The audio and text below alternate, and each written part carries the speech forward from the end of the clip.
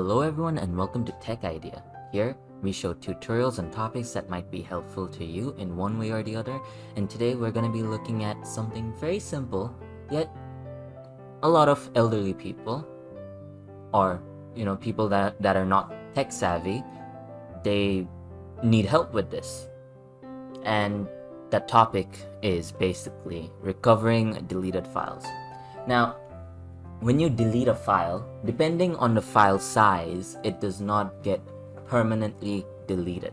Now, if a file size is, for example, 50 GB or 20 GB, it might get permanently deleted. It all depends on your recycle bin size. As you can see, my recycle bin size is 1.4. It's 10.4 GB. Sorry, not 1.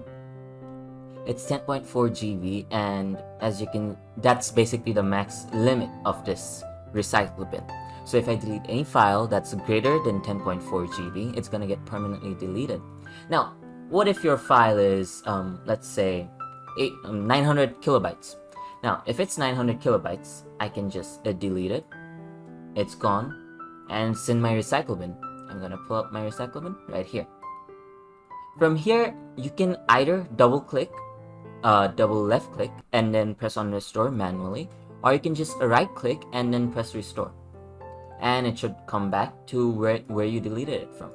But here's the thing, you can permanently delete it directly. If you're holding down your shift key and you press delete, as you can say, are you sure you want to permanently delete this file?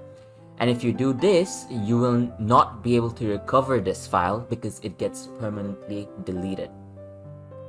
I'm gonna show you. I'm gonna press on yes, and there it is. It's not in my recycle bin anymore.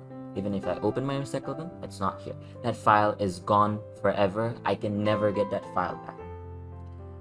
Now, there's another way of solving this issue.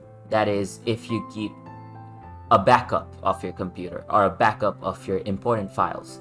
Now, what is a backup is basically you copy these files and you keep it somewhere safe, for example, on your phone or in a pen drive. That way, even if you delete something, you can just pull it out from your backup and that's it. There's no issues.